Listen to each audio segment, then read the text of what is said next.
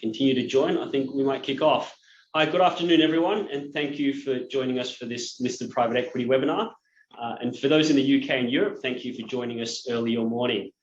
My name is Bob Liu, and I'm a portfolio manager for the Barwon Global Listed Private Equity Fund. We're also thrilled to be joined today by Steven Tredget, partner at Oakley Capital based in London. Oakley Capital Investments, which we hold in our fund, is a London-listed private equity fund with a portfolio of UK and European investments. I'll kick things off with a brief update on the fund and listed private equity markets. After that, I'll bring in Steve to chat about what he's seeing in Oakley's private equity investments and the European PE landscape. There will also be audience Q&A at the end, so please submit your questions through the chat function. Many of you on today's call may be familiar with Barwon, but as a quick update, we're a Sydney-based investment management firm. We're a team of over 40 people and manage $3 billion across three broad strategies, being private equity, healthcare, and property finance. Within private equity, to briefly introduce the Barwon Global Listed Private Equity Fund, its objective is to offer investors liquid access to the private equity asset class and excess return through the cycle. Our flagship fund was first launched 15 years ago, back in 2007. More recently, 2.5 years ago, we launched a retail feeder into that flagship, which is now available on all the major platforms in Australia. And also in our stable is a UCITS fund, which mirrors the portfolio of our Australian unit trust. Now, the key benefit of listed private equity is that it offers genuine daily liquidity. Everything our fund invests in is publicly traded. We do not hold any unlisted investments. So investors can buy today, adjust the position tomorrow, and sell the day after.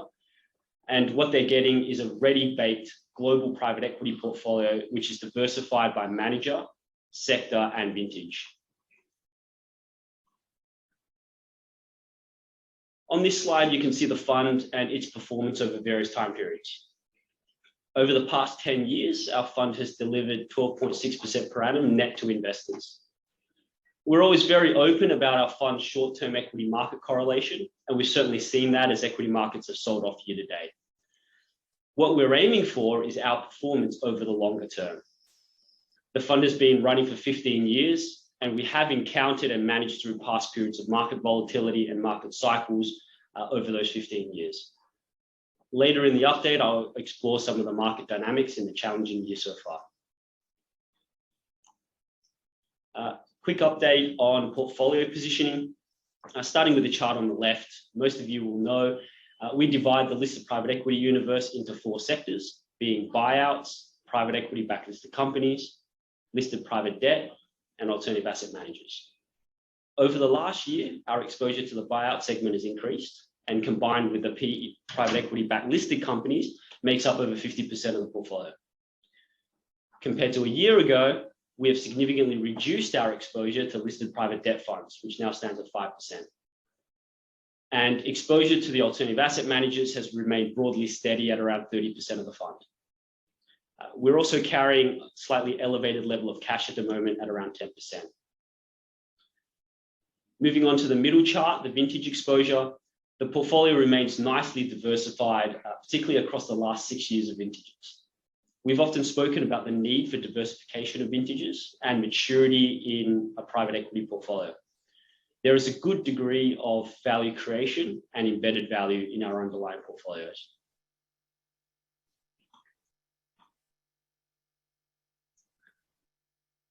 A feature of the sector is that listed private equity can and does trade away from its net asset value. Now, many of you will know I don't like to talk simplistically about discounts, as we're not discount-focused investors, but I think it's an intuitive starting point to explore what markets are pricing in and where we are in a historical context. Since our last webinar in May, and certainly since the beginning of the year, markets have weakened. On average, the discount to net asset value on which listed private equity funds trade, shown by the lighter blue squiggly line, is about 30% today. This has widened from 15% at the start of the year. Now, I'd stress that this is a sector average. Our portfolio holdings range from a 10 to 40% discount, in some cases wider. So share prices, we feel, are pricing in already a large decline in net asset value today. Over time, it's our strong belief and it's our experience that shareholder returns are primarily driven by NAV growth, and that is what we focus on.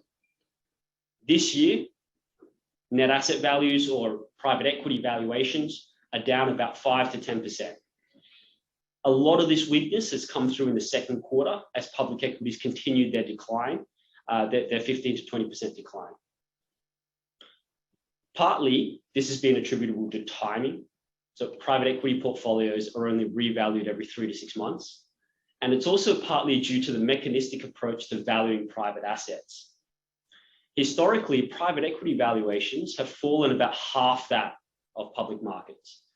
And using a historic example, through the GFC of 2008 and 09, private equity NAVs globally were down about 30% compared to a 60% drawdown in public equities. Let's delve a little deeper and unpack some of the recent impacts on private equity valuation. The higher rate environment and market decline this year has had the most immediate impact on valuation multiples. It's been particularly acute for high growth businesses with low or no profitability, but it has affected all assets. Now, there's a lot on the page here, but I'd like to highlight a few interesting points.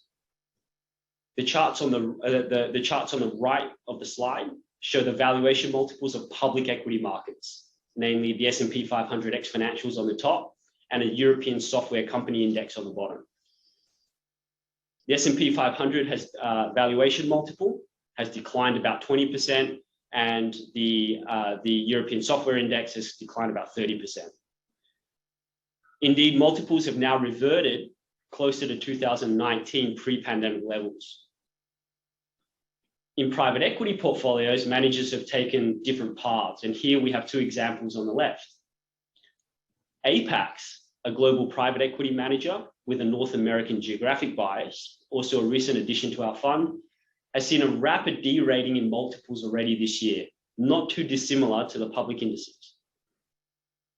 To contrast Apax, on the other hand, Oakley Capital Trust, a highly respected manager with a portfolio of European software companies, just announced their second quarter results yesterday and continues to value their portfolio of enterprise software businesses at over 27 times EV/EBITDA.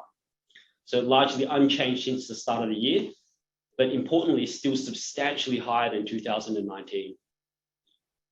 HG has justified retaining the high valuation multiple by referring to its strong underlying earnings growth of 10% per annum organically, and also point to the fact that they've actually sold 3 of their portfolio companies this year at 25% above their own valuation.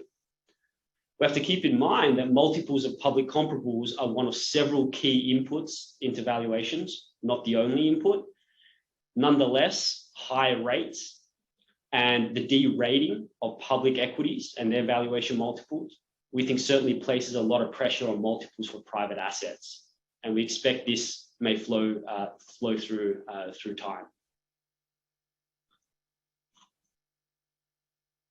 You might ask, if multiples are down 20 to 30%, why are private equity valuations only down 5 to 10% for the year? Well, the offset has largely come from positive earnings growth. So here we map out the trailing 12 months earnings growth, mostly to 30th June, as the most recent reported figures. Now, I'd like to stress that the next 12 months won't look anything like this because you won't have a COVID impacted or disrupted base level like 2020. More recently, it appears the run rate organic growth is normalizing to about 5 to 10%. But the effects of inflation and softening demand are impacting businesses differently. Niche businesses, and let's face it, if you can't raise your prices in this environment, you're probably not niche enough, continue to fare well. In our last webinar in May, we had Ryan Falkingham, CFO of Compass Diversified, speak about some of their consumer businesses. Their investments like Boa Technologies, which makes the patented dial-based lace systems, continues to sell extraordinarily well and has been able to pass on price increases. Our largest underlying exposure, Action, for example, Action is a highly successful European discount retailer, continues to grow like-for-like sales by 18% year on year through store expansion. With the common narrative we now hear from private equity managers to tackle the inflationary environment is by growing out of it, typically either by backing businesses in secular growth industries or through transforming a business itself operationally. Over the course of a typical 5-year private equity holding period, earnings growth is by far the biggest determinant of investment returns. And finally, on liquidity. In times of volatility, managing the right-hand side of the balance sheet is absolutely critical. The majority of our underlying portfolio companies have taken advantage of easy credit by extending debt maturities and locking in lower cost of debt in the past 18 months. I put a few examples up here on the screen. On the left, in structure, backed by private equity sponsor Thoma Bravo, makes a software called Canvas. They're the global leader in university education software, and which manages all the learning systems for students and teachers. It continues to grow at double digits organically. Like a lot of other companies we've seen recently, it's entered into a new revolving credit facility to increase working capital flexibility. Even in strong companies, we've really seen a focus on expanding or entering into new working capital facilities and revolving credit facilities. In the middle, IU Group, backed by Oakley, which I'm sure which we may hear more about later, is the largest university group in Germany. They did a 7-year, 500 million euro covenant-light term loan at the end of last year at a very attractive rate. And this was used to fund a dividend back to Oakley. And then finally, Compass Diversified. This is a listed private equity fund, as I mentioned. It's got a unique capital structure whereby the debt doesn't sit at the portfolio company, but rather at the holding company level.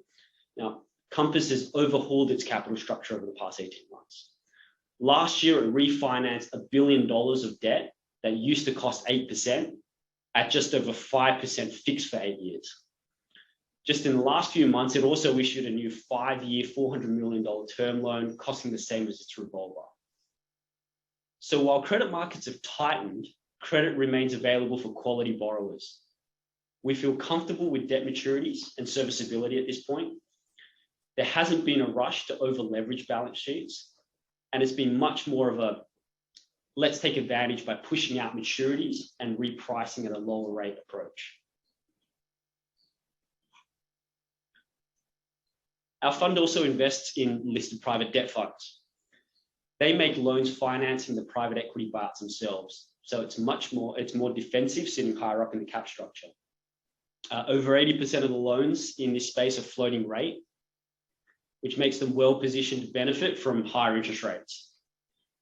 In fact, many private debt funds have increased their dividend in the last quarter on the back of higher earnings. Credit stress still remains remarkably low, but coming off a base of almost perfect credit performance, but that's coming off a base of almost perfect credit performance, sorry. As you can see on the chart, we are seeing book values decline as spreads are starting to widen. This next slide charts the price to book value on which listed private debt funds trade. In March 2020, the sector traded out to a 60% discount at its depth, as many of you would have heard us speak about in the past. These were absolutely distressed valuations at the time, and our fund increased its allocation to this sector to almost 30%. Since then, we've taken profit on the back of the recovery, and the market has been pricing in a continuation of what we call this Goldilocks setting, where higher rates leads to higher income on their floating rate notes, but no increase in credit losses. In the last few months, we've just started to see that turn, as you can see from the graph, and it has traded down from a premium to be back in line with its long-term average. In saying that, as a sector, we think it continues to offer very attractive defensive income of 9% now, with potential for dividend upside. However, for this fund, we remain selective here, but it is getting interesting again. And then finally, the alternative asset managers. They've been strong. They were strong contributors to fund returns in 2021, last year, and have been detractors to performance this year. We strongly believe that increasing investor allocations to alternative strategies managed by these large managers, initially by institutional investors over the last decade, and now increasingly private wealth and financial advisors, continues to play out and drive this outsized growth that we see in the industry. The fundraising year to date, amidst the market volatility we've seen, is, I think, testament to that. The platforms have broadened their historical roots in private equity, into credit, into real estate infrastructure, which has supported incredible scale and organic growth. As you can see on the chart, these four large managers, Blackstone, KKR, Apollo Global, and Brookfield Asset Management, have been able to raise more capital in the first half of this year than any full calendar year before 2020.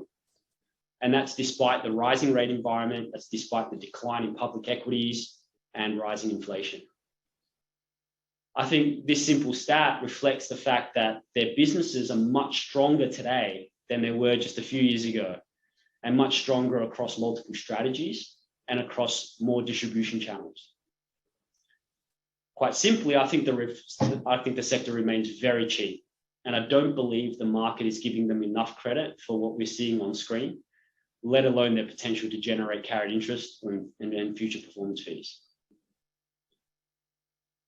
To sum up, we feel markets are pricing in a lot of bad news. We've already seen some private equity NAV valuation weakness year to date, primarily in valuation multiples, and managers are adjusting to a more normalized earnings growth environment.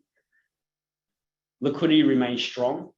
Much of the underlying portfolio and some of the listed private equity funds have been busy locking in cheap and long-dated financing. The private debt funds are benefiting from rising rates. Credit stress still remains low. We think there will be opportunities to deploy in this sector going forward. And our exposure to the alternative asset managers remains unchanged. So while performance year to date for the fund has been challenging, we have been in this situation before. We're making sensible portfolio rotations to take advantage of market inefficiencies that we see. And we're trying to position the portfolio as best we can for long-term NAV growth. So that's enough from me. I'd like to introduce our guest speaker, Steven Tredget, partner at Oakley Capital. Oakley Capital, as I mentioned earlier, is a UK-based European private equity investor focused on the education, technology, and consumer sectors. Their London-listed investment company, creatively called Oakley Capital Investments, with a market cap of £1.2 billion, invests in and alongside Oakley Capital's private equity funds. So we've followed Oakley since its IPO in 2007. It's been a feature of our portfolio since 2018. And Steve joins me from London, where he's based, bright and early in the morning there. So we're very appreciative of his time today. Hi, welcome, Steve. Morning, Bob. Thanks for having me on. Steve, I thought I'd kick off and start with one of the differentiating features of Oakley for me has always been that Oakley has had a history of backing entrepreneurs and management teams. Can you tell us a bit about the angle there, where you sit in the market and the challenges and opportunities you face in your private equity business?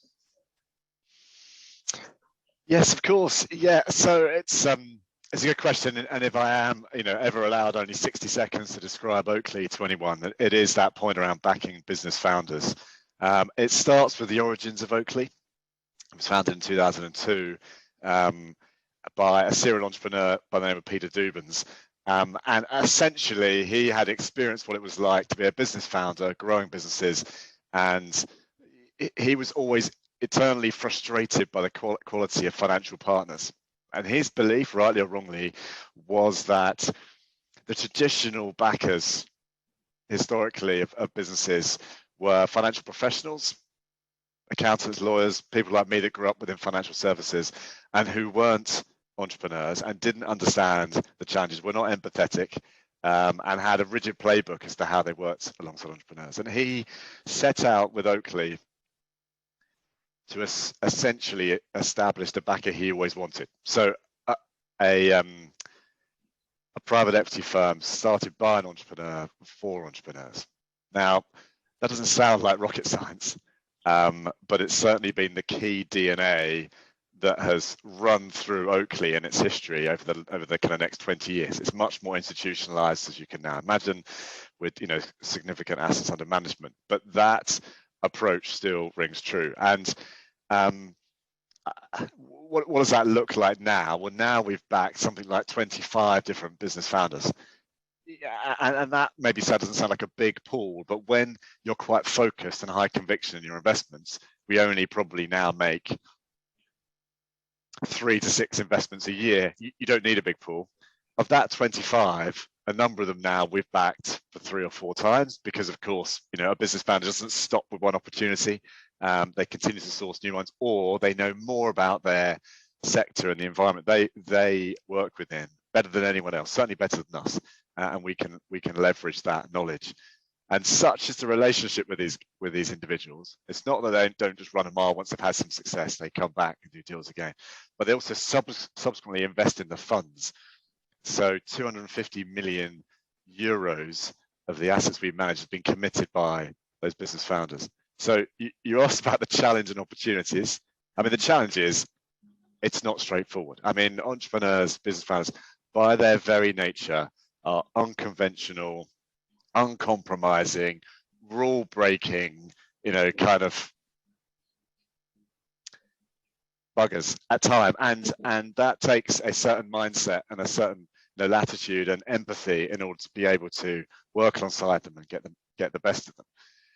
The other challenge is, if you're willing to invest in businesses that have been, only founder-owned, no institutional capital, and most of the times, 80% of the time, we are the first formal institutional private equity capital that's going into the businesses. These businesses are not in the perfect condition. I mean, they are highly successful, they are fast growing, but there's probably a messy shareholder structure. There's poor management information. There may be scant accounting information. There's probably very little senior management. It's kind of coalesces around that kind of particular founder. Whatever it is, there's a whole bunch of mess you've probably got and risks you've got to navigate. So it's not just the capital. It's the operational. It's the governance. It's all that structure you're putting. Yeah, exactly. I mean, there's 2 parts there. There's just what it takes to actually unpick it from a DD perspective and unearth it, and then, of course, the second stage of that is we're identifying companies where we can actually bring some value to the proposition.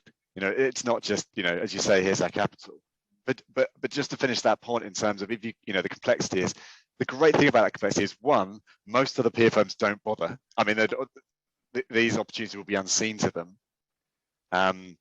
In fact, it's incredible how often we've kind of gone through the process of unearthing the deal, doing that difficult work, maybe bring it together something else, and literally within a month or 2 of doing that, we get larger PE come in and say, we like that asset. I mean, literally within months. And in most of our cases, we have 26 portfolio companies. There will now be a larger PE firm that has already contacted us and tracked us based on that opportunity. We've done the heavy lifting that they are not inclined to do, not resourced to do, frankly. They're looking to deploy much bigger equity checks than us. The other key thing as well is, of course, if you can navigate that complexity, you also get in at really interesting valuations. Typically, and almost exclusively, we are backing the founder to remain in the business. So for them, it's not a price value maximization exercise. It's an exercise of finding the right partner to help them with the value creation points you talk about, Bob. M&A, buy and build, potentially digitalization, and the likes. I don't know if I can give a quick example. Is that okay? I mean, we've worked, for example, I think that would be good. A case study to bring it to life would be. Yeah. So a good example is, you're lucky you've got a limited amount of time. I mean, I've got obviously, buckets of these stories across the kind of 40 odd investments we've made to date. But a great example is two German entrepreneurs, Tom Stroher and Jochen Berger. They were based in Germany. We were very fortunate to be quite early into Germany. A lot of what's happened to Oakley is via serendipity or the luck of our networks, and the bigger our networks get, the luckier we get. But we were into Germany early. We were introduced to Tom and Stroher. Our founder also had a background in telecommunications and web hosting, and these two had started a web hosting business called Intergenia in their bedrooms as teenagers, and that business was now, kind of fast growing, it developed, was very profitable, and it was an opportunity to invest in a theme that we think has remained a strong theme for us, thanks to the kind of data super cycle for the last 20 years.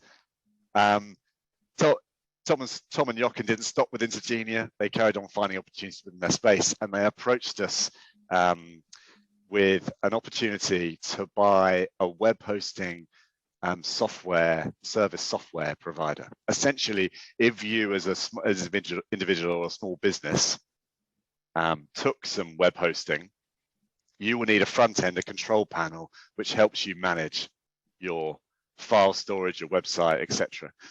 And they knew all about that because they had to package that software with their web hosting solutions historically. So they brought us this deal, and it was part of a much bigger group called Parallels. The company, when we talk about complexity, we had to go to Siberia to meet the software developers. The IP was in Switzerland. Some of the management were in Germany, and this bit of business called Plesk was largely unseen and unloved. There was no formal accounting. We had to start from kind of cash flow accounting to build the accounts up of the business. There'd not been anything done to it. There'd been no pricing. It was largely taken advantage of by emerging markets where people were reselling they'd take one license and then resell it to kind of hundreds of thousands of other people locally. So you get the picture. And so carving this out was not straightforward, which we did. And then to kind of add to that story, that's Plesk, which was the big European player. There was also a US player called cPanel. And cPanel was, so we managed to carve out Plesk at about 6-7 times EBITDA. Doing at the time, I forget exactly, but let's say it's around about kind of 50 million of EBITDA. So a decent chunk of EBITDA for a business that was essentially mission critical to web hosters. cPanel was the same. Again, had been started by an individual who had developed this business from his bedroom in Hawaii and had not touched the financial system. He ran the whole business from his personal banking account. He had no idea how much profit the business was making. It was making 40 million of EBITDA. And he managed, essentially paid people using his personal credit cards. His partner was the chief counsel. He was never going to sell that business to private equity, almost certainly. But he was happy to come on board with Tom and Jochen, and us as being, presented as the kind of, the ideal backer of entrepreneurs. And we rolled that business together. We created the, dare I say, almost monopolistic provider of web hosting software, service software. And that business now does 150 million of EBITDA a few years later. CVC bought in alongside us. As I said, the big, larger PE firms come in. And that is just typical of the kind of the way in which we unearth deals that are slightly unconventional. We have to do a lot of work to do it. And in all cases, we are backing the management to remain within the business and continue their success. Yeah, oh, no, that's fantastic. And and I guess technology is also one of those sectors which has attracted a lot of private equity capital. I think as a sector, it's attracted the most capital from private equity sponsors over the past 5 years, if not longer. I think so. I think that's incredibly interesting. Steve, you also mentioned the acquisition multiple being the sort of 6-7 times. Is that typical for Oakley? How do you guys think about valuations when you're backing entrepreneurs and businesses with such high key man risk, or key person risk, I should say? Yeah, I mean, I couldn't tell you here's the multiple we are willing to pay for for businesses, because obviously every situation is different, every opportunity is different. How much kind of are we going to have to value to add? I think what determines kind of an Oakley investment, if you like, is a number of things. One of which is that there is almost always a digital disruptive business model behind the company, whether it's in education, technology, or consumer, those sectors that you brought up on your slide. There will always be that level of disruption. There has to be a market leader, it has to be profitable, and it has to be fast growing. Then there's the entry multiple. We hope that by virtue of either a connection, either the way in which we unearth these hidden gems, that we're coming in at a really interesting multiple way below the market. So that's really what we're hoping. We're hoping for a decent amount of white space between what the broader market might value a business and what we can come at. Yeah. If we're going to pay market, it's because we know something about this business no one else does, and we think it's the ideal platform that we can do a buy and build. Let's say, for example, we've done a lot in schools, for example. We grew a schools business from 5 schools in South Africa to be the 3rd largest private schools business. We acquired those schools, as you can imagine, they're often single site, owned and operated. It's a hugely fragmented industry. We were acquiring those schools on single digit multiples maybe. We were helping them professionalize, giving them balance sheets so they could grow, giving them kind of ubiquitous software, bringing education experts in, and creating collectively a business that ultimately sold for above 20 times. So there's the value creation as part of that, and the platform and the market price we pay for the platform is just the starting point. In terms of how we hold the businesses and where we hold them, how we value them once we've invested in them, which I guess is the hot topic at the moment, kind of how credible are the valuations within PE portfolios. We tend to take a view through the life of our investments that you only definitively know the multiple you should apply to a private company when you buy it and when you sell it, and in between is speculation. And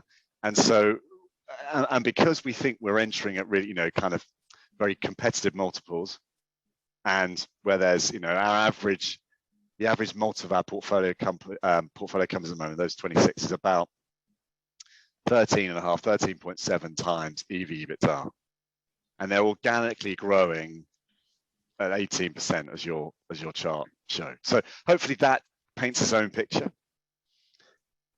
But key is, we know the entry multiple. We have taken a view when we've made an investment that we do not assume that multiple expansion is going to be part of the investment thesis. It's not key to the return. Yeah. We are going to assume that we operate in a very, kind of a recessionary environment. We're always forecasting Armageddon. We'll be right soon at some point, I'm sure. And we tend to peg for the first couple of years the investment to that entry multiple, being it's the obvious point of clarity as to what the company was valued at. Also, I would suggest in many of the cases, and if we get onto IU Group, there wasn't a clear public market comp. So one, we're trying to avoid that volatility of wider market, public or otherwise, valuations. 2, we're trying to be conservative. And hopefully the proof of the pudding is that on average, when we sell an asset, we sell it since inception at a 52% premium to book. And to bring that home even more this year, where of course there is greater market disruption, you've identified that valuations are falling. Our assets sold at the 4 we've sold so far this year have been at a 68% premium to book value. So even in the current environment, hopefully the quality of these companies is bearing fruit. Yeah. And so, Well, that was I think I just flagged for the audience as well that Oakley's net asset value is up 18% this year for the first half of the year, if I have my figures correct. When in a year when public markets are down 20 and your peers are down between 5 and 10%. And so I take it that, is that valuation is something that you approach quite conservatively, it sounds like, but is also something that you're not necessarily trying to manipulate or over-engineer through the life of the investment. Yeah, I mean, it goes back to the point I'm making now, and I think you should always remember a couple of things. One is, I mean, we're not incentivized to manipulate it. We don't get any returns, any unrealized returns at all. I mean, we only get performance fee based on realization. So is there any benefit? There's very little benefit of artificially inflating a value or having a valuation that is volatile.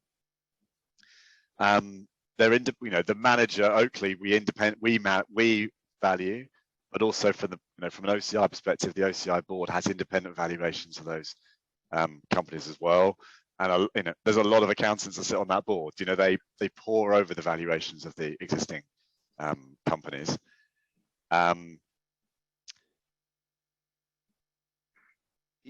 Yeah, so there's a lot of reasons why I think we've kind of got a resilient NAV. The other key thing is, I mean, 75% of the growth of the NAV or the growth of the portfolio value was driven by that EBITDA growth. So in some cases, we did see there was some multiple compression within the group, but the growth of those businesses is such that the value has still increased. And of the 28% that grew as a result of multiple expansion, that was almost exclusively because we had approaches in those businesses during the period. The deal hadn't completed, but we increased the multiple. So, I mean, there's very little use of the multiple to drive performance during the period of ownership. It is just not, it doesn't serve us and it doesn't serve investors.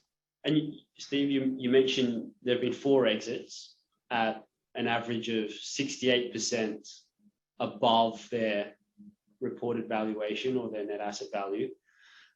It's clearly been a much more challenging environment for M&A this year.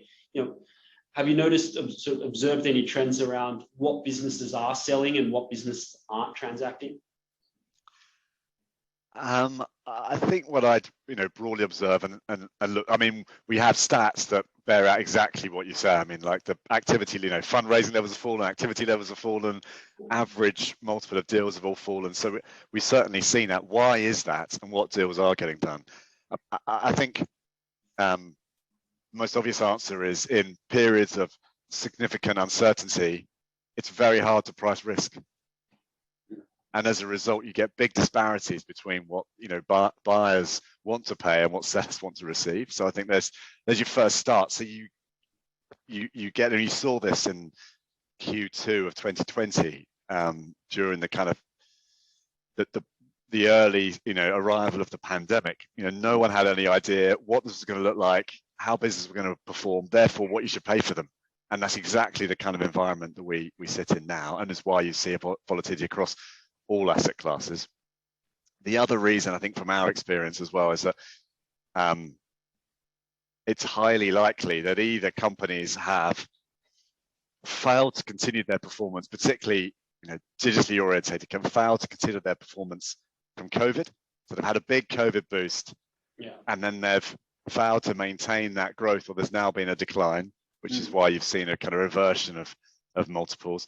Naturally, as well, in the current, we are seeing supply chain disruption, we are seeing inflation, we are seeing, a slowing in some areas of the market, and as a result, some companies are just starting to underperform a bit. So, are failing in the due diligence process.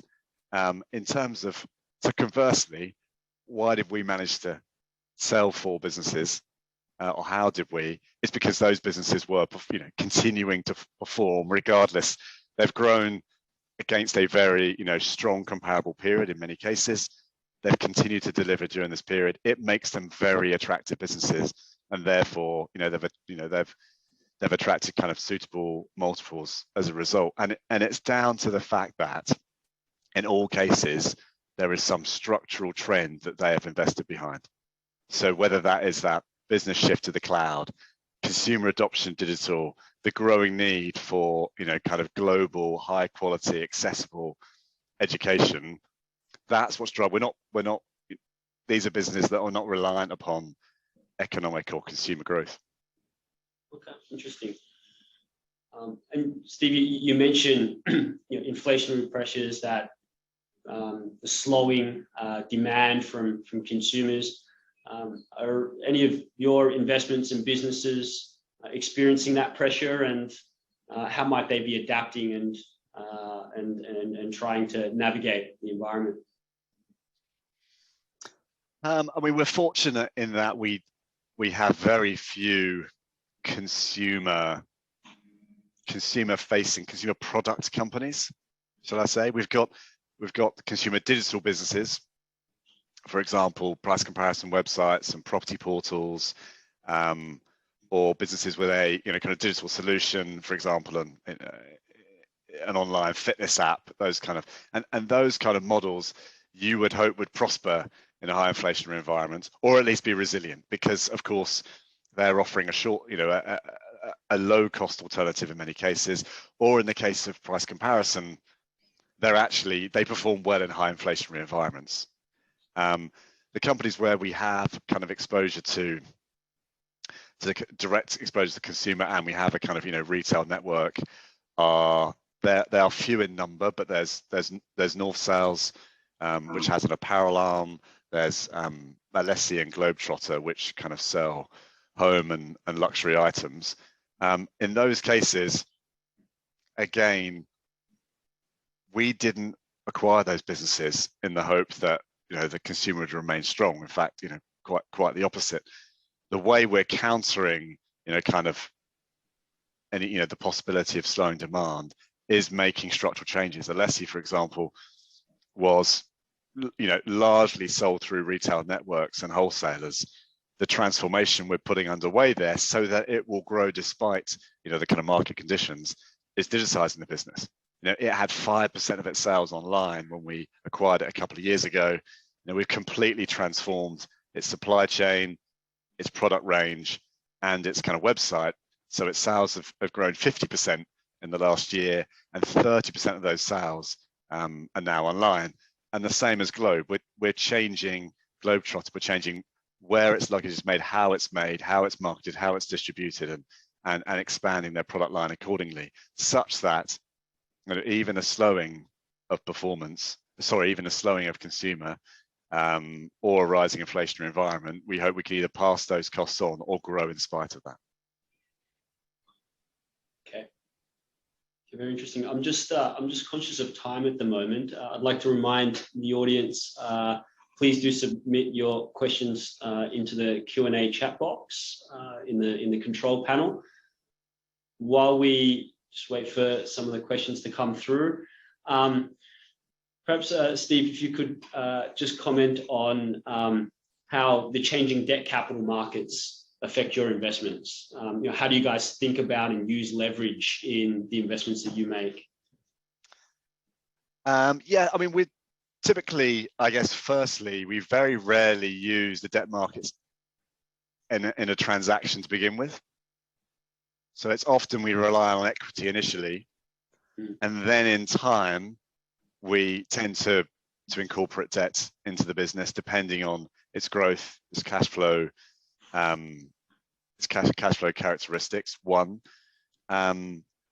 two, we're relatively modest in our use of debt. So if we look across the portfolio, average net debt to EBITDA is about 3.9 times, and has kind of fallen in the last 6 months. And I don't know what your reference point. I mean, that is relatively high for the public markets, but it's very low for the PE markets. PE averages around the 6 to 7 times net debt to EBITDA. And of course, the great advantage we have is we're talking about, particularly with more tech-orientated businesses, is that most of their EBITDA, because there's very little capex below it, converts to cash. So you have strong, fast-growing cash flow streams that help support kind of debt of that kind. And I think as well, because we're taking the view, we take a relatively pessimistic view around kind of interest rates, i.e. that they will rise, or that they're, that we're going to be in a difficult trading environment.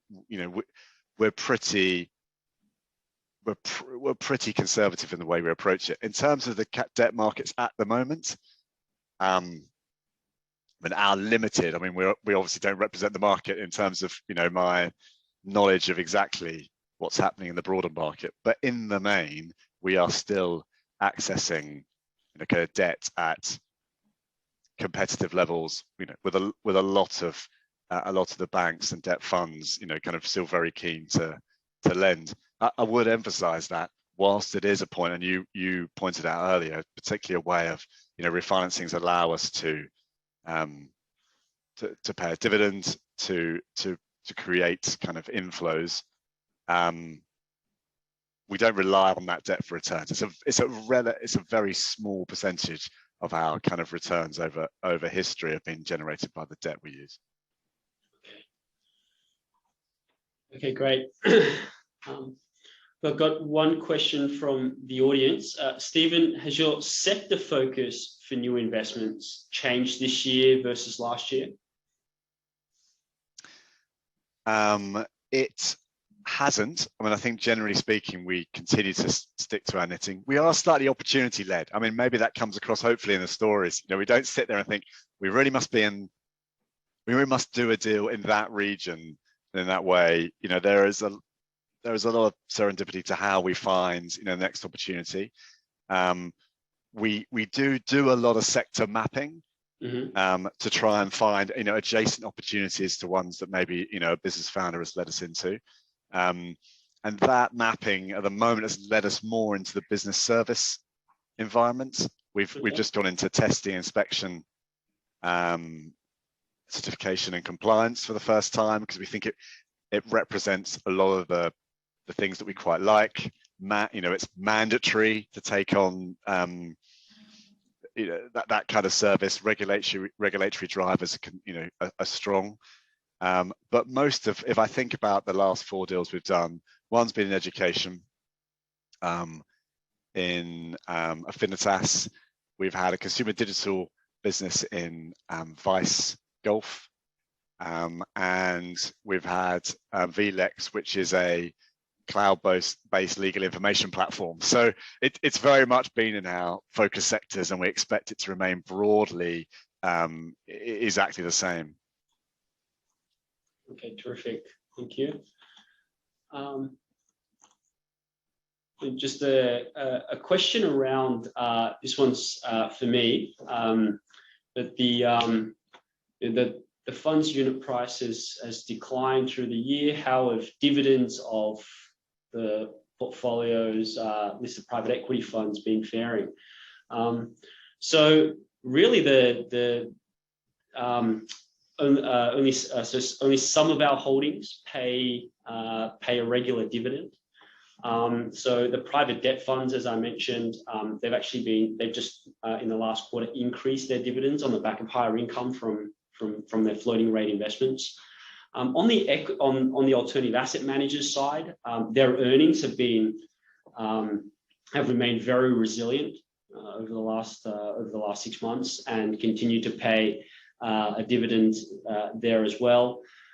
And then on the equity side, look, it's been relatively stable, but only a small portion of our buyout listed private equity funds pay a regular dividend. Steven, Oakley, for example, I'm sure you get this question a lot, but how do you the sort of the dividend policy and the dividends versus reinvestment, how you guys think about it? That's obviously related. Yeah, we pay a modest dividend, which we introduced in 2016-17, and we did so because at the time we had a lot of income funds, spuriously really, because we never paid any income, but the investments that Oakley had done, a number of those funds had benefited from those prior to Oakley being founded, and so wanted to kind of follow OCR when it listed, and so there was some pressure to at least introduce a dividend.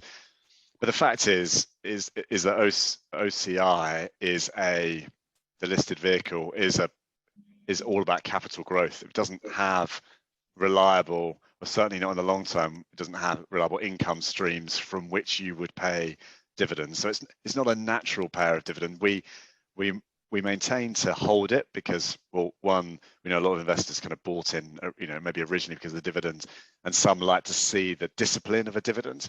But it's one we've said we'd maintain rather than it being progressive. Where what we think is more suitable is the return of capital through buybacks. So when we have, if we have excess cash in conjunction with, particularly attractive, potentially attractive share price, which frankly it's remained. Well, you're trading at a 37% discount. Exactly. Yeah, I mean, returning capital that way is much more efficient, and certainly is the preference of the majority of our shareholders. Particularly, it's more tax efficient as well for us to do it that way, and we remain quite committed. I mean, we committed to buy back £20 million worth of equity this year. We're about halfway through that. And we do it when the balance sheet liquidity of OCI allows, essentially, and I think it also sends a very strong message about our own confidence in the NAV. If you can buy that and achieve the kind of shareholder return enhancement that you do, it's the most obvious thing for us to be investing in. Most of the capital we try to be as efficient as possible and deploy as much of OCI's capital into the funds to try to avoid the kind of cash drag. It's not perfect because there's periods of lumpiness. You're going to get your cash, then you steadily deploy it, and it gets low, and then the cash peaks again as you do exits. Okay, great. Another question. This is on the Barwon fund. Do you hedge your investments from a currency perspective? Yes, we do.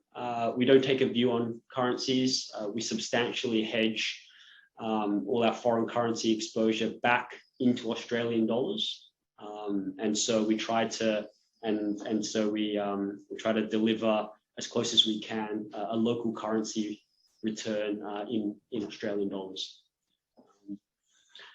And then I'm just conscious we're coming up close to the hour. Perhaps one more question from the audience. Stephen, do you see it becoming more competitive going forward in terms of Oakley and peers being able to identify opportunities? Are there enough entrepreneurs out there to keep you all busy? And then perhaps to wrap up, what you're focused on and sort of your outlook, if you can, for the remainder of the year and going into next. Yeah, I mean, I think when it comes to identifying good opportunity, I mean, it's the one thing that naturally keeps us awake at night. I mean, we work hard for it. It could take, in some cases, some opportunities come to us within weeks and we execute incredibly quickly, and it's one of the things that we're known for. Some opportunities we've taken 4 years to nurture the opportunity before we invest. We have to work hard at it. It isn't a given, particularly if you don't want to rely upon auction processes. It's not that we won't participate in those. It's just harder for us to have an edge. It's harder for us to have information advantage. There are plenty of entrepreneurs out there, and we're not just stuck in one jurisdiction. We've got we could go for the world, but there's a lot of opportunity within Europe. It's just us picking the right opportunities, and as I said earlier, we don't have to find that many. And of course, you've also got this kind of big swing factor that more companies are now choosing to remain private for longer and access private capital. This is a relatively nascent industry. So much is talked about the incredible growth, and it's so huge. It's not huge in asset class. I mean, they talk about the dry powder within PE, the kind of trillion globally. It sounds massive, but that is a asset class of just those buying medium-sized businesses. When we think about public markets, I mean, Apple's market cap alone is 2.5 trillion. I mean, it's still a relatively nascent industry, but as a result, that capital now is available to small businesses, and you don't endure the regulation, the cost, the friction, the information advantage you give up by virtue of being public, and you don't have the kind of constant distraction of live pricing. there's just more and more companies seeking private capital when, it was either not an option for them or they would have tried the public markets in the past. So we're seeing more companies come into the private equity world, and we think we can take advantage of that. Well, in the meantime, there's plenty of dry powder sitting in the bigger PE funds that want to buy the assets. So for the time being, we are nicely positioned. Outlook, I mean, it's clearly going to be a testing time. I mean, I don't think, we don't believe that we are going to be impervious to what's coming down the track, but we'd like to think that we are, we can still grow. We've got companies that will prove very resilient, that the trends we invest behind are going to endure regardless of what's happening in the wider economic environment, and that our companies will prosper. A great example of that, and the biggest exposure you have if you invest in OCI, is an edtech business called IU Group. It grew its EBITDA this year, despite having incredibly strong comparables during COVID. It grew its EBITDA 70% in the last 12 months, and that is thanks to that global demand for accessible education. It provides online degrees in English and in German, and the demand for it has something like 550 different kind of learning options now. And the demand, it was originally a German business, but the demand is now global, and that business will continue to grow in spite of that wider environment, and we hold it on a relatively modest kind of EBITDA multiple. So opportunities like that and a focus fund will continue to drive performance for the Oakley funds and for OCI.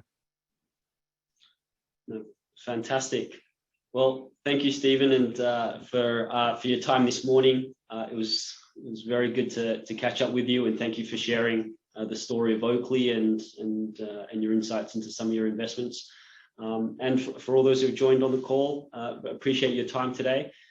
As always, we're always around if you'd like, if you have any follow-up questions, or if you'd like to speak to us directly. With that, we'll end the webinar here. Thanks everyone for their time. Thank you.